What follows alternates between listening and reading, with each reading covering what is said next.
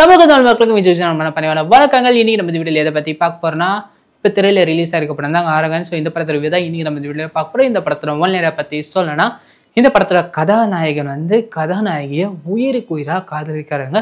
So அந்த டைம்ல நம்ம கதாநாயகனுக்கு வேலைக்கு போயிட்டு கஷ்டப்பட்டு சம்பாதிக்கிறத பிஸ்னஸ் பண்ணி சம்பாதிக்கணும்னு ஆசை இருக்கு. ஸோ அதுக்காக ஒரு 6 லட்சத்தை சேர்த்து வைக்கிறப்ப பேலன்ஸ் 4 லட்சம் தேவைப்படுது. ஸோ அந்த 4 லட்சத்தை சம்பாதிக்கிறது கஷ்டப்படுறாரு. ஸோ இதெல்லாம் பார்த்தா காதலிக்கு தான் காதலை இவ்வளோ கஷ்டப்படுறாருன்னு சொல்லி அந்த காசை நம்ம எப்படியோ பரட்ட முடியுமான்னு யோசிக்கும் போது தான் இவங்களுக்கு ஒரு ஆஃபர் வருது. ஒருத்தவங்களை பார்த்துக்கணும், அதனால மாதம் 70,000 ரூபாய் உங்க அக்கௌண்ட்ல போட்டுரும், நீங்க வந்தா மட்டும் போதுன்ற மாதிரி தான் ஒருத்தர் கூப்பிட்டுறாரு. ஸோ இவங்களும் சரி நம்ம காதலோட ஆசையை நிறைவேற்றதுக்காக நம்ம இப்போ போய் கஷ்டப்பட்டா எதிர்காலத்துல நம்ம சந்தோஷமா இருக்கலாமே அப்படின்னு சொல்லி ஒரு ஆசையில அங்கிருந்து அவங்க கிளம்பி போறாங்க வயசான ஒருத்தவங்கள பார்த்துக்கிறதுக்கு. ஸோ போன இடத்துல ஒரு சில மர்மமான விஷயங்கள் நடக்குது. இவங்களுக்கு ராத்திரிலாம் தூக்கமே இல்லை.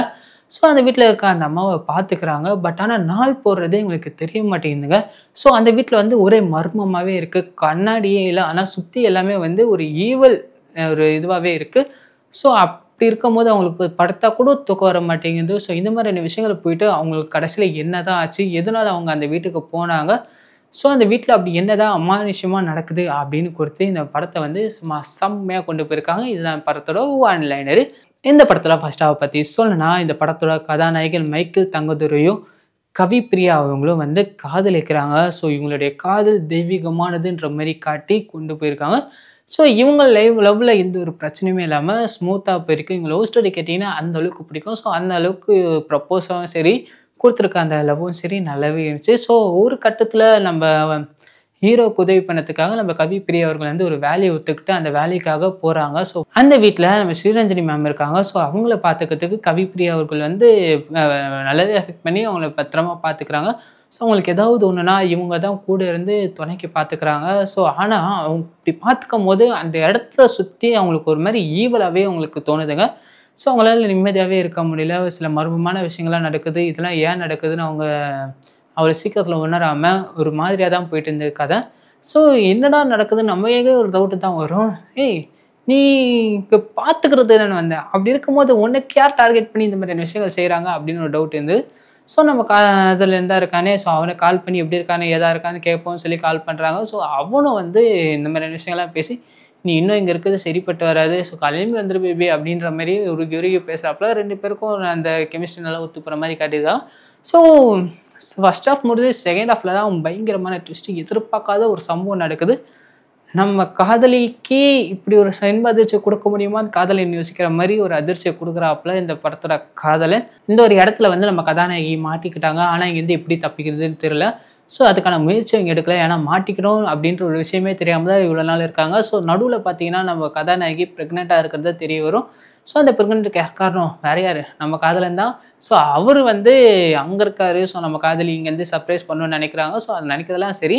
பட் ஆனால் இவங்க முன்னாடி இருக்க ஸ்ரீரஞ்சனி மேடம் அவங்களே இல்லைங்க, வேற ஒருத்தர். ஸோ இது தெரியாமல் அவங்க எல்லாத்தையுமே சொல்லிக்கிட்டு இருக்காங்க. ஸோ அந்த இடத்துல இருக்கிறது யாரான்னு பார்த்தா பயங்கரமான ட்விஸ்ட்டுங்க. ஸோ நம்பவே முடியல. ஸோ அந்த மாதிரி கொடுத்து பயங்கரமான ட்விஸ்ட் அடிச்சு அந்த இடத்துல வச்சு செஞ்சுருக்காங்க.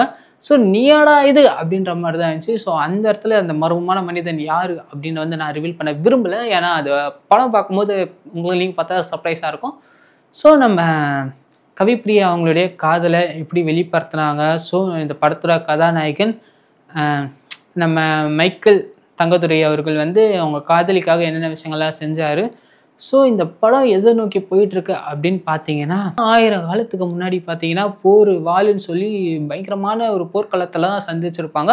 ஸோ அந்த இடத்துல தாங்க ஆரம்பிக்குது இந்த படத்தோட உண்மையான கதை. ஸோ அந்த இடத்துல ஒரு அண்ணனும் தம்பியும் இருக்காங்க. ஸோ அண்ணன் வீரத்தில் சிறந்தவர், எதிரி எத்தனை பேர் வந்தாலும் நின்ன இடத்துலேருந்து விட்டுவாப்புல. ஸோ அந்த அளவுக்கு ஒரு பயங்கரமான வீரராக இருப்பார். ரத்தம்ன்றது அவருக்கு வேர்வை மாதிரி சும்மா அப்படி ஒத்துக்கிட்டு போவார். ஆனால் தம்பி அப்படி இல்லைங்க, அவருக்கு கத்தி ரத்தம் பார்த்தாலே தலை சுற்றிடும். அதனால் அவர் எந்த ஒரு சண்டைக்கும் போக மாட்டார். இதனால் அவர் குஜாலாக இருக்கிறதுக்கு என்ன இல்லையோ அதை தான் பார்ப்பார். பட் ஆனால் ஒரு பங்கத்தான போர் நடக்கும் போது அவருடைய அண்ணனை தலையை வெட்டி சாவடிச்சிடாங்க. ஸோ உயிருக்கு பயந்து தம்பி காட்டுல போயிறாரு. அங்கே தான் ஒரு முனிவரை பார்ப்பாரு. அந்த முனிவருக்கு சீடன் ஆயிடுவார். சீடன் ஆனதுக்கப்புறம் அந்த முனிவர்கிட்ட சில மாய வித்தைகள் கற்றுப்பாரு. அந்த மாய வித்தைகளை கற்றுட்டு இருக்கும்போது முனிவருக்கு ஒரு ஆபத்து வரும்.